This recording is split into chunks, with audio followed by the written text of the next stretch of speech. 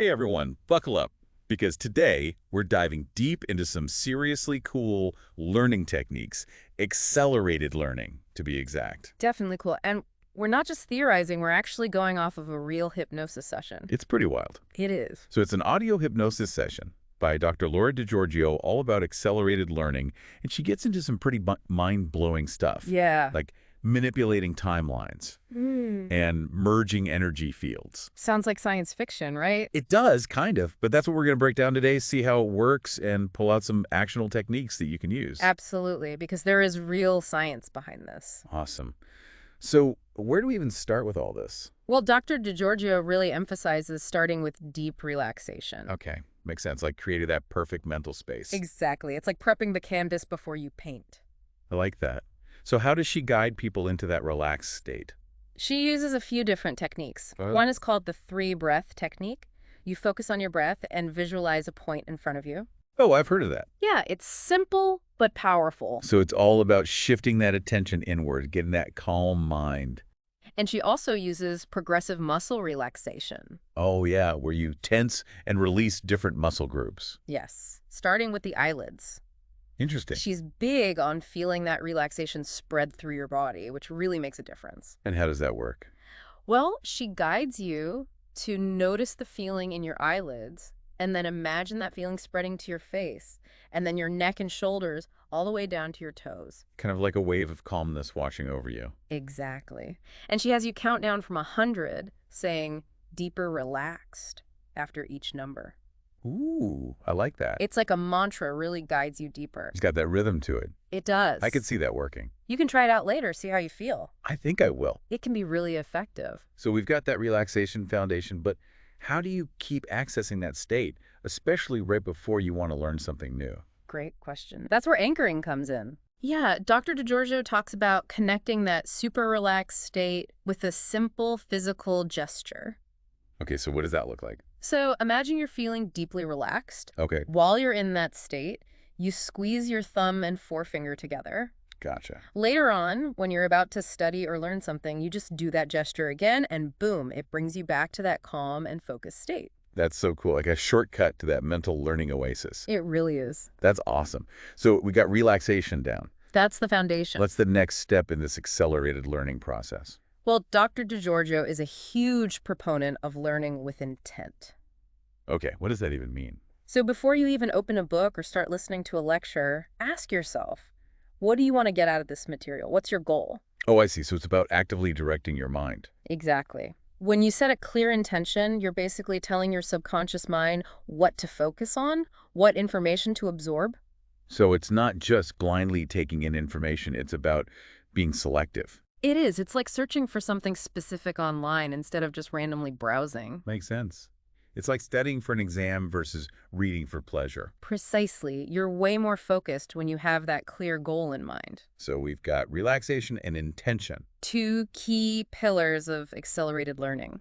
What else does Dr. DiGiorgio talk about? She emphasizes finding patterns and connections. Interesting. What does that look like in practice? It's recognizing the underlying patterns and information, how things connect. Give me an example. Well, she talks about mathematics Okay. and how it's expressed not just in numbers, but also in the grammar of language, in music, in art even. Whoa, that's kind of blowing my mind right now. It makes you think, doesn't it? It does. So how can we use these patterns to learn better? By recognizing those patterns, we make new information more meaningful, easier to remember. So connecting the dots. Exactly. It's like seeing the bigger picture. And she talks about using this for any subject. Absolutely. And Yeah. connecting it to things you already enjoy. Oh, like if you love music, turning information into songs. Exactly. Or if you're visual, creating diagrams or mind maps. So it's finding your own unique way to connect with information. It is, and making it more fun in the process. I love that. It takes the pressure off. It does. Now, I've heard about whole body learning. Does Dr. DiGiorgio mention that? She does. She talks about engaging your whole body in the learning process. Wait, so it's not just our brains that are involved? It's more than just the brain, it's the whole body. Okay, I'm officially intrigued. How does that work? Think about it. Our subconscious mind stores information throughout the body. Interesting. Like, have you ever noticed how a certain smell can trigger a memory? Oh, yeah, all the time. That's because those experiences are deeply ingrained in our subconscious, and that includes physical sensations. Okay, starting to get it. But how do you actually use your body to learn? Dr. DiGiorgio suggests using visual imagery, movement, even personality associations. Whoa, hold on. So I could try acting things out Mhm. or creating mental pictures. Exactly. It brings those concepts to life. Okay, you've got my attention. Give me an example. So let's say you're learning about a complex process. Okay. You could choreograph a dance that represents the different steps. Really? Or imagine each element as a character with a unique personality. Hmm. Never thought about it that way. It might sound a little unconventional, but it really helps the information stick. I love that. It's like turning learning into a multi-sensory experience. It is. My mind's already racing with ideas. That's great. Now, does Dr. DiGiorgio go even deeper into these visualization techniques? Oh, she does. Tell me more. She even gets into connecting with the minds of experts to tap into their knowledge. Okay, now that sounds next level. It's a fascinating concept. So how does that work? Do we literally download knowledge from someone's brain? Not quite. It's important to approach this technique with respect. I'll do it good. We're not talking about stealing someone's thoughts. It's about using visualization to connect with the essence of their expertise, their way of thinking. So more like seeking inspiration and guidance from someone who's already mastered what you're trying to learn. Exactly, like a mental apprenticeship. But how do you even begin to visualize something like that? Well, imagine having a conversation with that expert, Well, asking them questions, observing how they approach problems. so kind of like picking their brain. In a way. Yes, Right. that's cool, but wouldn't it be more effective to actually connect with experts in real life? Absolutely. Real-world interaction is invaluable. Studying their work, attending their lectures, or even reaching out to them for advice. That makes sense. So it's about finding a balance between using our imagination and real-world learning. Right. And there's another fascinating technique she talks about, identifying with the subject matter to accelerate mastery. Okay, now I'm really curious, what does that even mean? So instead of seeing yourself as someone who is learning a subject, you start to see yourself as someone who embodies that subject. Okay, I think I get it, but give me an example. Sure, imagine you're learning a new language. Instead of saying, I'm trying to learn Spanish, you start thinking of yourself as a Spanish speaker. So it's about shifting your identity, not just your knowledge. Exactly. It changes your whole mindset. I can see that. It would make learning feel more natural. It does. And when you identify with a skill, it becomes a part of you, making it easier to learn and apply. This is blowing my mind. But how do you make that mental shift? Well, that leads us to the most mind-bending technique yet. Lay it on me. Dr. DiGiorgio talks about manipulating timelines for accelerated learning. Time travel for learning. Is that even possible? Well, not literal time travel, but it involves visualization. Okay, tell me more. She guides listeners through a visualization where they travel back in time to a culture where everyone excels at the skill they want to learn. Wow, so you're saying we can imagine our way to mastery. It's about tapping into the potential of our subconscious mind. How does that work? So imagine being born into a world where the skill you're trying to learn is as natural as breathing. Okay, I can picture that. You're surrounded by masters, playing games that develop a skill, constantly being encouraged. I like where this is going.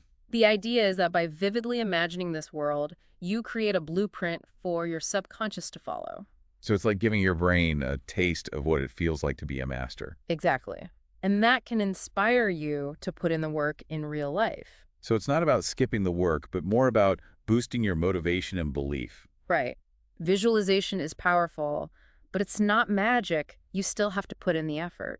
This is fascinating. We've covered so much already, from relaxation to timeline manipulation. It's amazing how many different approaches there are to learning. And it's all about finding what works best for you. It is. This has been an incredible deep dive into some really unconventional learning techniques, and I'm so excited to keep exploring. Me too. Stay tuned for part 2, where we'll delve even deeper into these techniques and talk about how to start applying them to your own life. It's going to be great.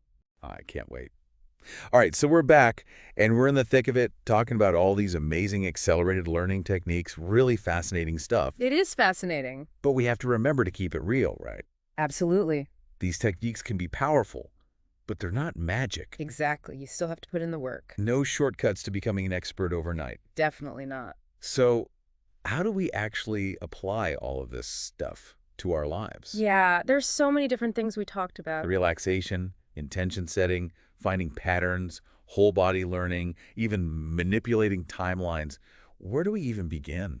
Well, I think a good place to start is to remember that not every technique is going to work for everyone. Okay, that makes sense. It's about finding what resonates with you, what fits your learning style. So kind of like building a personalized toolkit. Exactly. Start with the basics, like relaxation and intention setting. Those seem like good foundational techniques. They are. But what about some of the more out there techniques, like connecting with the minds of experts? Yeah, that one's pretty mind-blowing. It is, and I'm wondering, are there any ethical concerns with that? It's a good question, and it's important to emphasize that it's not about literally stealing someone's thoughts. Okay, so no mental plagiarism. Right. It's more about visualizing yourself, connecting with the essence of their expertise, their passion, their way of thinking. So like a mental mentorship. Yeah, exactly. Seeking inspiration and guidance. But wouldn't it be better to just connect with real experts in real life? Oh, for sure. There's no substitute for that. Studying their work, going to their talks, even reaching out to them for advice. That makes a lot of sense. It's about finding that balance between the mental and the real world. So it's all about finding a balance. It is. Now let's go back to that idea of identifying with the subject matter. That really stuck with me. It's a powerful concept. But I'm still not quite sure how to put it into practice. Well, it's about shifting your perspective. Okay. Instead of seeing yourself as someone who is learning something, you see yourself as someone who already embodies that thing. Can you give me an example? Sure, let's say you're learning a new language. Okay, I'm trying to learn Spanish, for example. Perfect. Instead of saying, I'm trying to learn Spanish, you start thinking of yourself as a Spanish speaker. Whoa, even if I'm not fluent yet. Even if you're just starting out. So it's about changing how you see yourself. Exactly. It's a shift in identity. And that makes learning feel more natural. It does. It becomes part of who you are. This is so cool. Now, we have to talk about manipulating timelines. Ah, yes, that one. Time travel for learning? I mean, come on. It's definitely the most out there technique. But you said it's about visualization, right? It is, and Dr. DiGiorgio walks you through this incredible visualization. Yeah, I'm ready. Imagine traveling back in time to a world where the skill you want to master is just a normal part of life. Everyone excels at it. Wow, so I'm seeing myself in this world where, let's say I want to be a musician, everyone's a musician. Exactly. And it's not just about being good at it. It's about the whole culture, the environment, everything's supporting that skill. So in this world, music would be everywhere. It'd be like second nature to everyone. Exactly. It's woven into the fabric of life. This is making me think, maybe talent isn't as fixed as we think it is. Maybe it's more about our environment. It's a really interesting idea, isn't it? It is. But we can't actually time travel, so how do we apply this? Well, we can create our own micro-environments. What do you mean? Like if you want to be a musician, surround yourself with music, connect with other musicians, make it part of your daily life. So create a little musical world for yourself. Exactly. That's a great idea. It's like we're talking about taking control of our own learning journey. That's exactly what it's about. This whole deep dive has been amazing. I know, right? We've gone from relaxation to time travel and everything in between. It's been a wild ride. And I think it shows that there are so many different ways to approach learning. Definitely. And it's all about finding what works for you. Absolutely. Now, I'm really curious to hear about this final mind-bending concept you mentioned. Okay, are you ready for this? Oh, I am. Hit me with it. All right, hit me with it. What's this mind-bending concept? Well, Dr. DiGiorgio asks this really interesting question. Yeah. She asks, what if you could choose to be born into a world where everyone excels at the skill you want to master? I like that.